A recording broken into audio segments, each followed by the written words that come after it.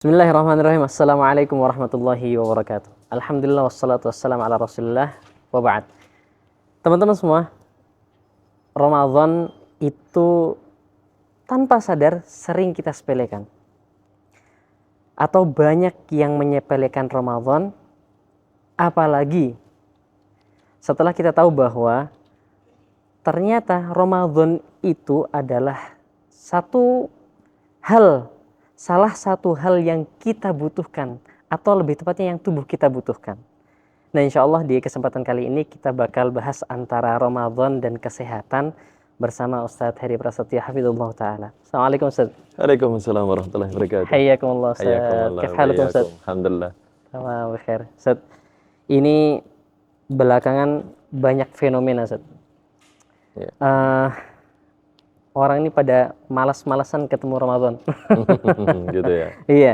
Padahal sebenarnya Ramadan itu salah satunya itu identik dengan kesehatan tubuh. Ini Ya. gimana menurut antum nih, Ustaz?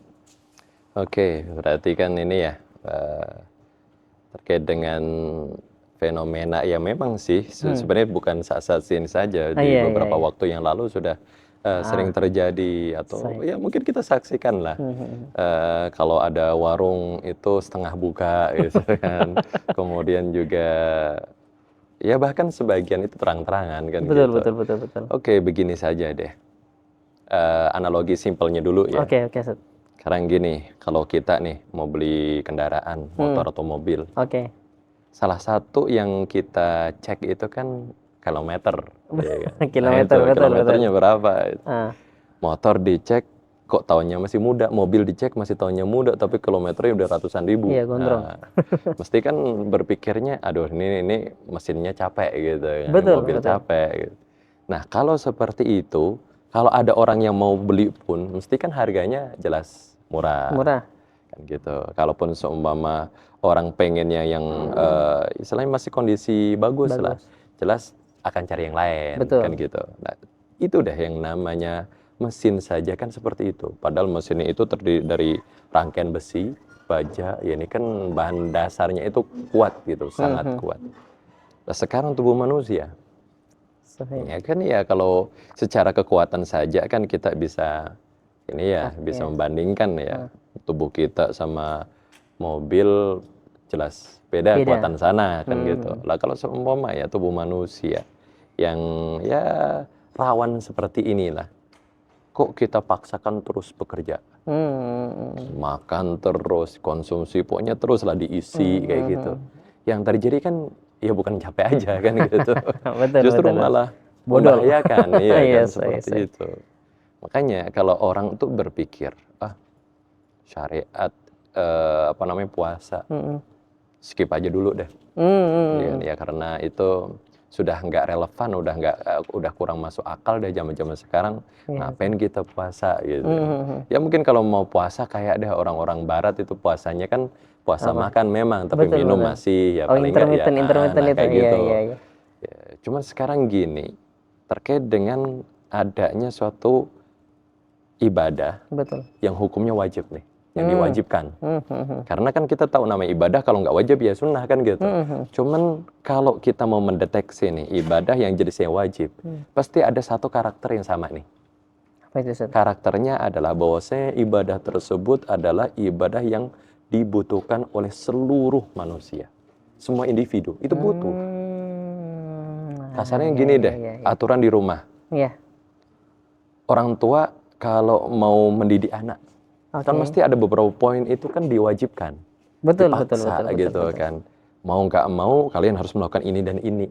Selain daripada itu ya silahkan, itu pilihan. Kalau mau ditambah silahkan kan gitu.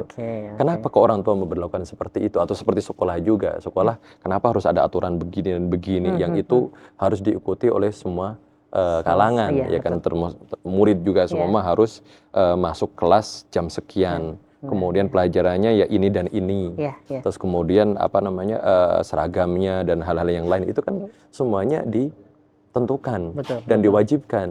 Dan kenapa diwajibkan? Karena memang hal seperti inilah yang bisa istilahnya menumbuhkan pribadi yang kemudian pribadi tersebut menjadi pribadi disiplin, yang tertib, kemudian perhatian, Nah, dalam syariat Islam juga seperti itu, gitu kan. Ketika ada ibadah yang diwajibkan, contoh rukun Islam ada 5, cuma 5 doang. Betul. Ya, hanya 5. Ya, berarti kan gini, kalau kita berbicara syariat Islam, ya secara umum yang diwajibkan cuma 5 deh. Betul. Secara umum ya. Betul. Nah ini kalau kita bicara masalah ibadah kan gitu, hubungan kita sama Allah, cuma 5 doang.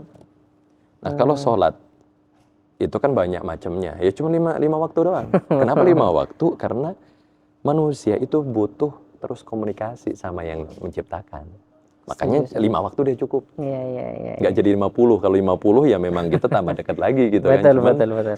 5 waktu aja banyak yang ninggalin kan gitu, apalagi 50 waktu. Iya, Nah iya, itu. iya. Terus kemudian puasa. Gak usah banyak-banyak, gak usah 2 bulan, 3 bulan, atau setengah tahun. Cukup aja 1 bulan. Diambilin cuma 1 bulan dari 12 bulan. 12 bulan. Nah ini kan ya kalau terkait dengan waktu yang diambil kan emang gak banyak. Itu pertama, ya kan? Iya. Terus kemudian terkait dengan kebutuhan manusia, nah ini kembali ke puasa berarti kan? Nah, jelas semua orang itu membutuhkan. Itu tadi kalau kaitannya dengan kesehatan, tubuh manusia kalau seumpama kita itu terus paksa untuk bekerja terus, ya jebol. Gitu kan? Orang namanya mesin kalau digas terus nggak pernah direm ya jebol juga kan gitu kan? Nah itulah. Kayak dari itu Allah itu Maha tahu terkait dengan apa yang dibutuhkan oleh hambanya. Nah ini salah satu yang puasa nih dari sisi medis aja, dari sisi kesehatan jelas itu kelihatan banget. Gitu kan. Puasa itu bisa merefresh lagi tubuh, terus kemudian mengistirahatkan, kemudian juga justru ini yang paling penting sebenarnya sih. Paling penting adalah menumbuhkan atau istilahnya menciptakan kebiasaan. Nah, ini yang paling penting ini. Sekarang gini deh. Orang puasa kan, puasa itu kan aturannya jelas kalau dalam syariat Islam itu nggak boleh makan dan minum dari terbitnya fajar sampai tenggelamnya matahari. Berarti di waktu itu memang kita harus menahan dalam artian udah kita total berhentilah dari yang namanya makan dan minum. Nah, yang namanya puasa ketika sudah dilakukan oleh seseorang itu kan akan menumbuhkan kebiasaan. Setuju. Kebiasaannya apa? Ya orang itu akan lebih tertib lagi makan, minumnya, waktunya jelas. Betul. Kan gitu. Ya. Terus kemudian memang sih dampak awal-awalnya jelas. Tetap namanya juga berpindah kebiasaan ya, kebiasaan transisi. Makan ya ke kebiasaan yang nggak makan. Ada transisi, mesti ada beberapa kendala yang terjadi. Tapi itulah hikmahnya, salah satu hikmahnya. Kenapa kok sebulan? Kenapa nggak seminggu, 2 minggu, atau mungkin cuma sehari 2 hari lah? Supaya si tubuh tadi bisa memproses masa transisi itu tadi. Bukan cuma itu, tapi justru malah bisa tertanam nih pola hidup. Nggak cuma pola makan, nggak cuma pola minum, nggak cuma pola ibadah, nggak cuma pola istirahat, tapi pola hidup secara keseluruhan. Sebulan itu ya memang itu yang bisa menimbulkan kebiasaan di diri setiap orang.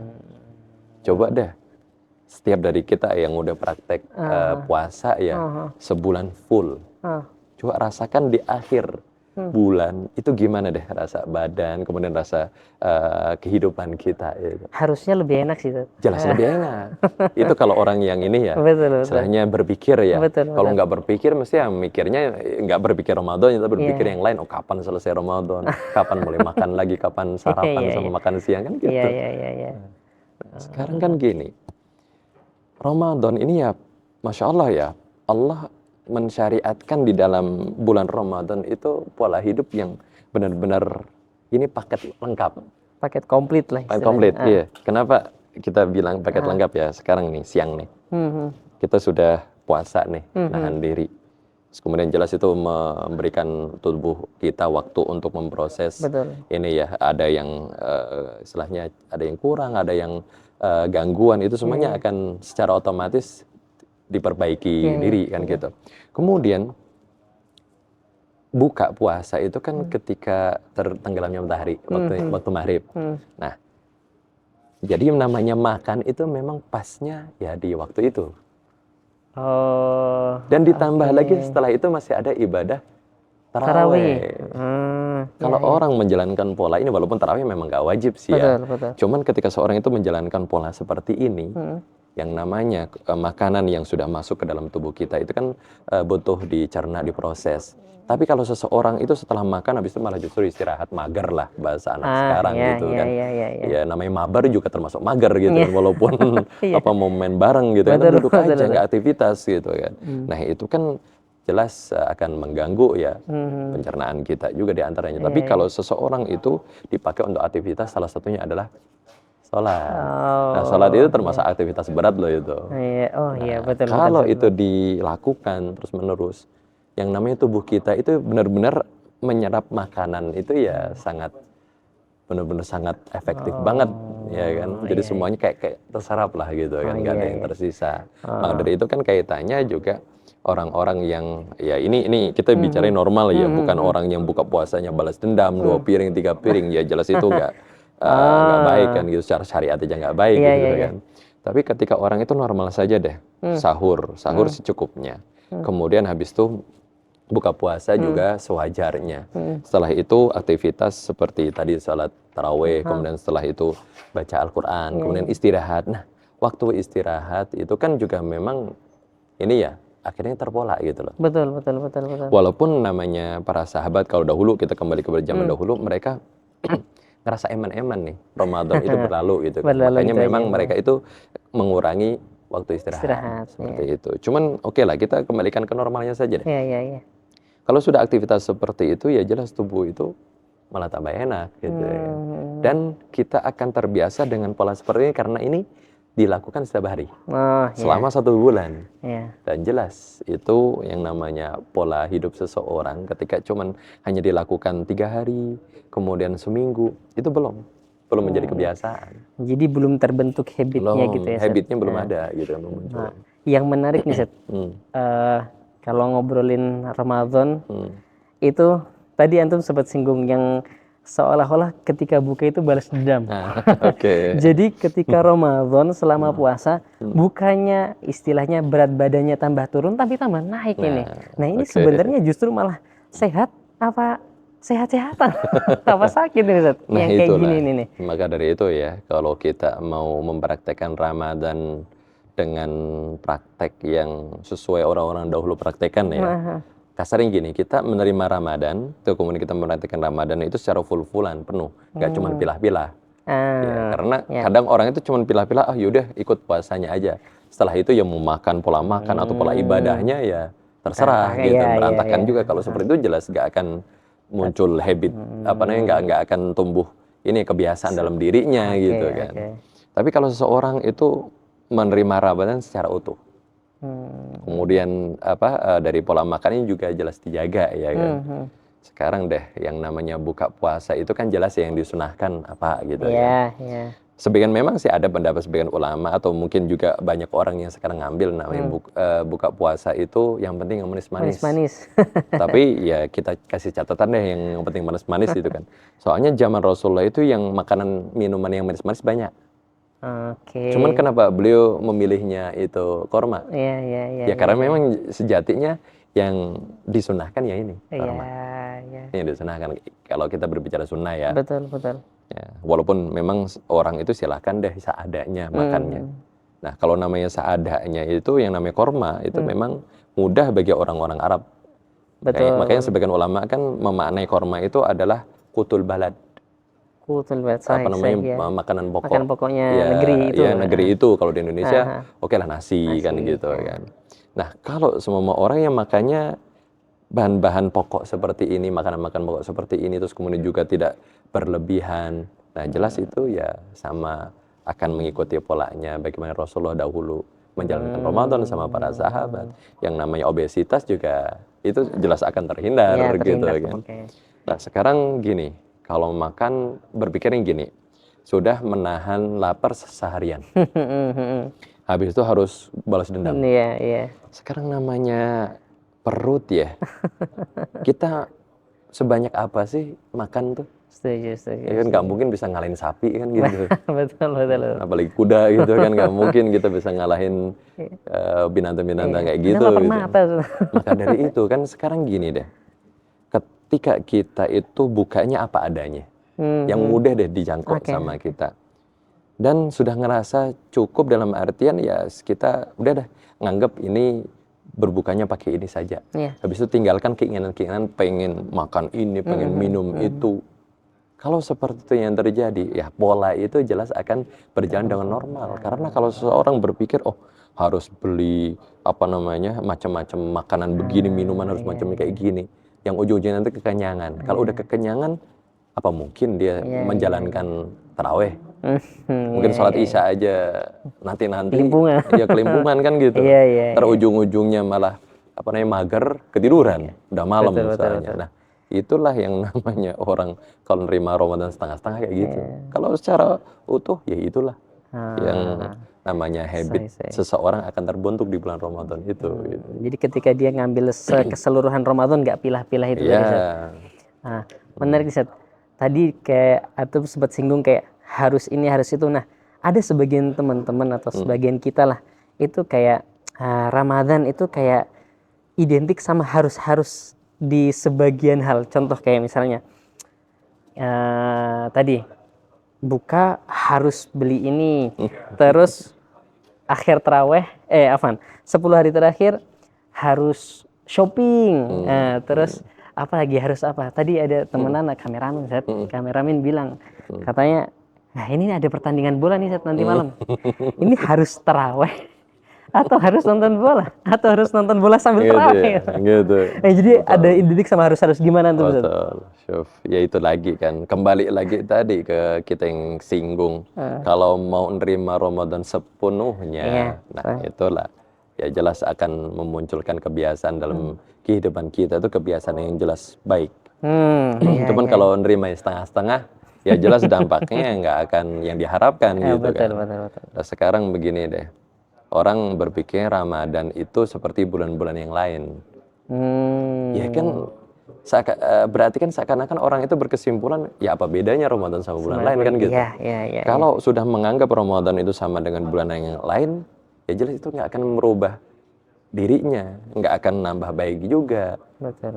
Lah berarti ya jelas itu orang-orang seperti itu yang nggak akan mendapatkan manfaat ya. Padahal ya Rasulullah itu salah satu sabdanya itu mengatakan walaupun itu perkataannya umum ya, tapi ya masya Allah cakupannya. Ketika Rasulullah mengatakan man shoma ramadhana imanan wa ihtisaban ghufira lahu ma taqaddama min dzambi. Seseorang yang puasa Ramadan ini karena iman sama ihtisab. Nah, ini ntar kita singgung nih dua istilah nih.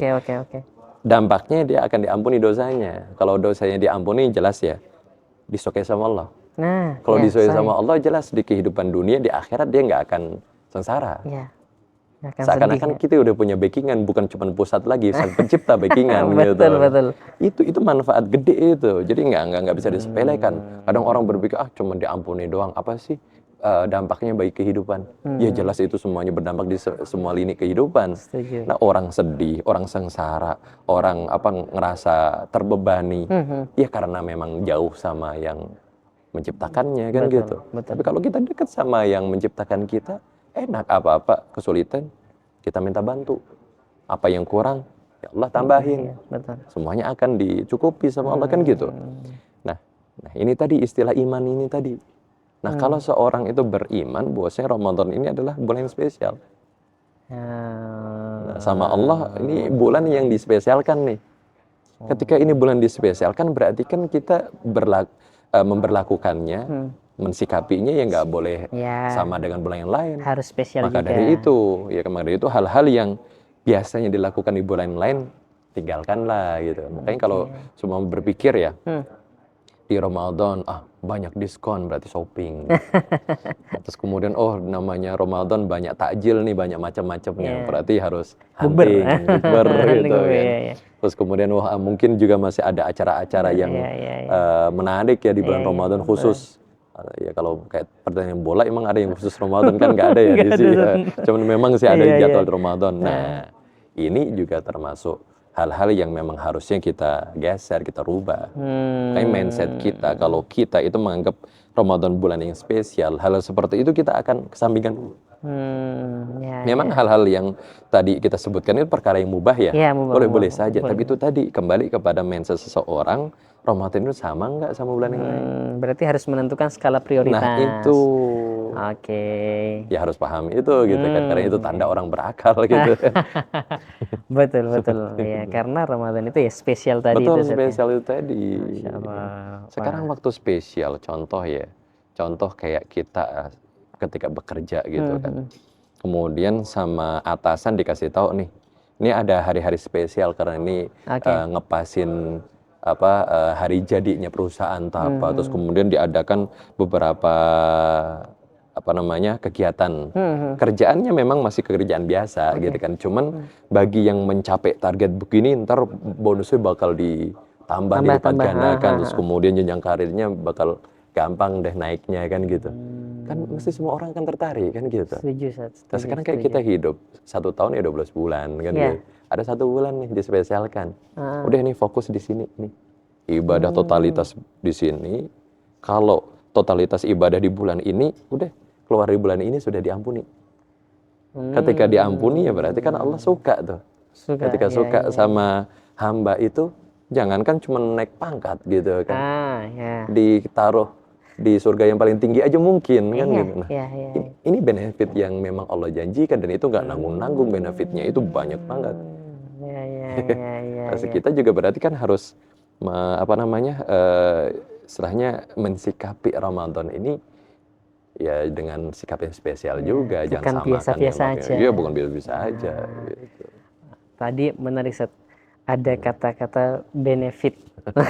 Nah, benefit kalau dari benefit apa istilahnya? Benefit yang Allah dari literasi lah, dari literasi hadis maupun Al-Qur'an maupun hadis itu kan sering kita dengar, Ustaz. Nah, kalau benefit dari segi sihiyah atau apa yang jasmani atau tubuh kita butuhkan itu apa aja sih, Ustaz, kira-kira? Oke, ya sebenarnya sih kalau mau rincian kayak gitu lebih kepada yang orang medis sebenarnya kan seperti itu. Cuman ya kita inilah singgung kembalinya juga ke literasi dalam Islam ya. Dalam hadis walaupun hadisnya dikatakan oleh ahli hadis ini hadisnya dhaif ya. Cuma secara makna ya sahih. Yaitu sabdanya Rasulullah, sumu tasihhu. Puasalah kalian akan sehat gitu. Memang maknanya itu benar, cuman memang secara sanad itu kalau berbicara masalah hadis ya, itu hadis yang lemah. Kan gitu. Cuman oke lah kita fokus ke maknanya dulu deh. Yang namanya puasa itu ya menyebabkan kesehatan, itu salah satu dampaknya. Ya karena itu tadi kita kembali yang kita singgung di awal ya. Kalau orang beli mobil tahunnya masih muda, pas dinyalain kilometernya tinggi. Kan mesti agak mikir kan. Ya mesti sebagian orang akan berpikir, wah ini jangan-jangan olinya sudah dikentelin jadi biar suara mesinnya tetap halus gitu, asli kasar kan karena masih capek kan gitu. Ya jelas benefitnya itu secara umum tubuh kita itu akan sehat. Sehat karena memang tubuh kita itu diberi waktu untuk meregenerasi sel-sel yang rusak. Terus kemudian yang pasti kita itu terpola hidupnya di bulan Ramadan. Makanya itu kenapa sebulan, nggak cuman 2 bulan atau satu pekan kayak gitu. Nah, ini. Waalaikumsalam warahmatullahi wabarakatuh. Jadi jujur sebenarnya tadi ya sambil beres-beresin buku. Sambil nguping. Pembahasannya tentang puasa. Gini, Sat. Anak kan santri, Sat. Anak santri hidup di lingkungan pesantren. Otomatis Ana menganggap bahwasanya lingkungan Ana adalah lingkungan yang istilahnya aman. Ana menganggap lingkungan Ana adalah lingkungan yang Islami, syar'i, sehingga Ana merasa santai puasa mah gampang. Minim kok hal-hal yang mungkin bisa mengurangi pahala puasa Ana. Ya, contoh mungkin nanti sore Ana beli takjil, santai. Apa sih yang ada di pesantren ya gitu. Tapi kadang realitanya begitu Ana jajan bawa 2 kompet, 2 plastik satu.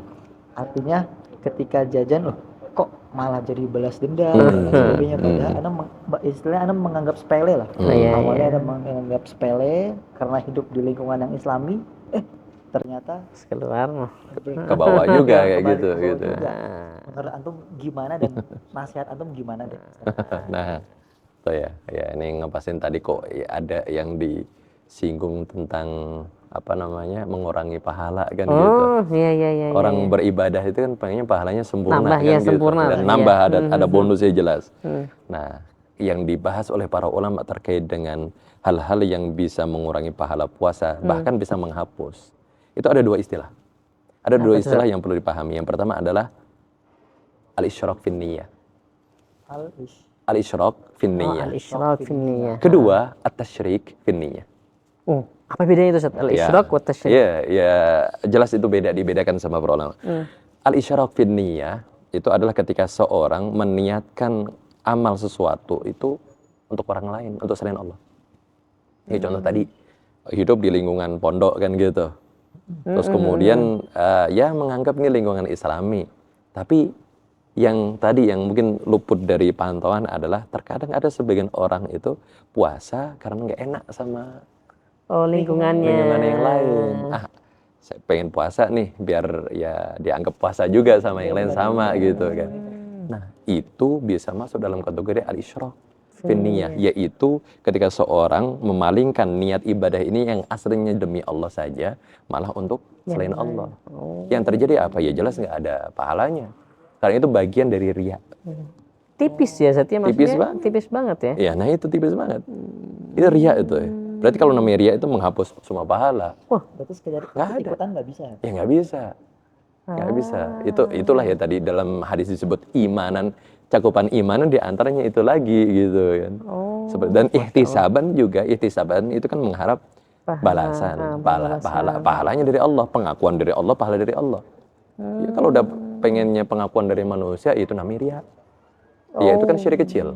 Ya memang orang itu nggak kafir gitu kan, tapi kan ini syirik kecil. Dampaknya pertama, pahala itu hilang total. Kedua, nggak bakal diampuni nih kecuali taubat. Lah kalau orang nggak tahu kalau ini adalah syirik kecil, bisa nggak dia taubat? Ya, benar kan? juga. Kalau nggak bertaubat sampai mati di akhirat, ya udah. Berarti juga nggak ada yang diterima berarti. Ya kalau niatnya itu timbul karena itu, ya jelas nggak ada yang terima. Dan jelas ya, yang paling menakutkan itu kan hukuman di akhirat. Oke lah, mungkin nanti akhirnya akan dimasukkan ke surga karena memang ini syirik kecil. Tapi kan wajib neraka dulu. Itu ya. Iya, di laundry dulu gitu kan. Di neraka. Ya mungkin bisa jadi sate juga di sana gitu kan. Iya, ini yang seharusnya dipikirkan kan, ngeri loh gitu kan di sana gitu kan. Karena memang namanya dosa syirik itu nggak bakal diampuni oleh Allah kecuali dengan taubat. Tapi kalau taubat itu ya jelas akan apa namanya? Akan take ulang. di stop dulu.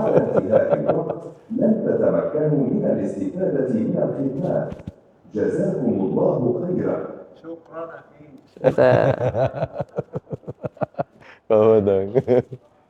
Oke, otomatis tuh. Lanjut. Sebentar. Udah. Nah, itu tadi yang namanya riya kayak gitu. Ya kan, dampak yang paling mengerikan itu pasti dihukum di akhirat, pasti diadab di akhirat kalau nggak sempat tobat.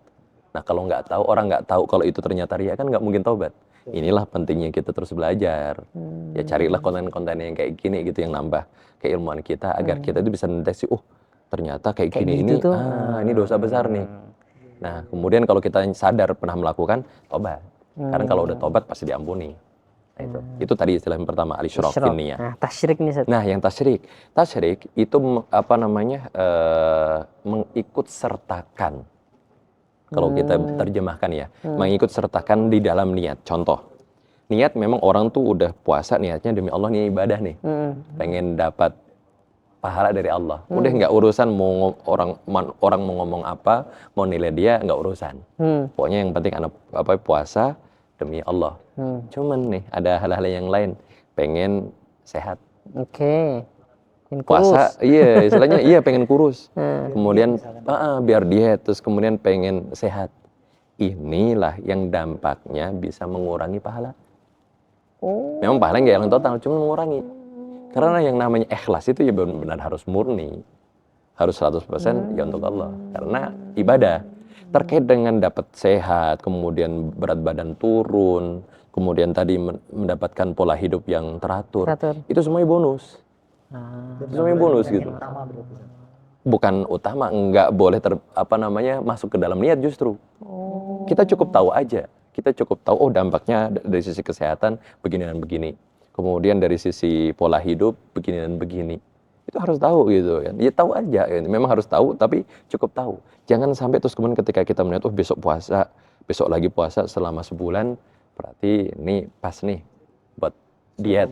Saya program, kayak gitu kan, sesuai dengan program. Nah ini yang akan mengurangi.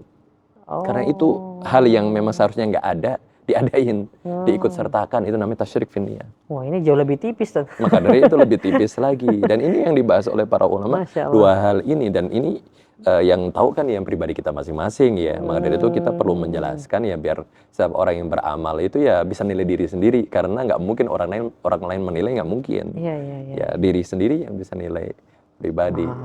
Itulah terkait dengan tadi kan, kita hidup di lingkungan yang islami.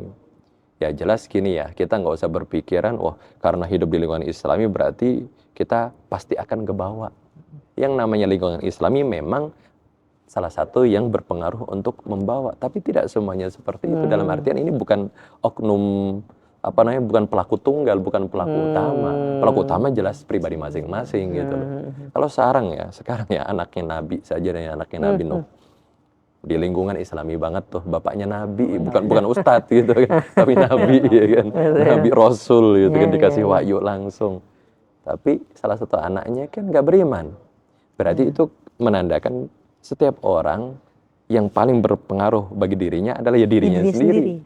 Dia punya keinginan dan punya kesadaran apa enggak gitu kan. Bukan hanya mengandalkan di lingkungan pesantren berarti insya Allah islami. Ya buktinya juga banyak yang ketika buka belinya tentengannya macam-macam. Nah itu wartakjil. Makanya iya makanya mau disebut islami ya dari mana islaminya kan gitu. Itulah yang namanya keinginan, kesadarannya tumbuh dari diri masing-masing. Yang namanya lingkungan memang salah satu faktor tapi bukan utama. Itulah yang perlu untuk senantiasa ya kita minta. Maka dari itu kan setiap hari kita sholat, doanya adalah ihdinas siratal mustaqim. Kita minta sama Allah. Minta sama Allah kalau kita itu terus ditunjukkan selalu di atas hidayah gitu. Nah, kalau semua kita nggak minta sama Allah, walaupun kita di lingkungan islami, melenceng ya sangat mungkin. Gitu. Orang yang naik mobil di tol Cipali yang udah dibikin lurus kayak gitu aja, tetap yang loncat juga banyak gitu kan. Seperti itu loh. Terus tadi kan puasa itu mendidik tarbiyatun nafs katanya bilang kayak begitu. Tapi begitu datang waktu buka seakan-akan hilang gitu. Nah, dia balas dendam. Itu gimana? Itu sebenarnya tadi sih kita singgung itu bagi orang yang menerima Ramadan seutuhnya. Kan katanya kalau mau nerima ikhlas itu kan nerimanya seutuhnya kan gitu. Ya kalau Ramadan datang kita terimanya dengan ikhlas dan juga seutuhnya. Ketika seutuhnya kita berarti mengikuti pola yang sudah dicontohkan kan gitu.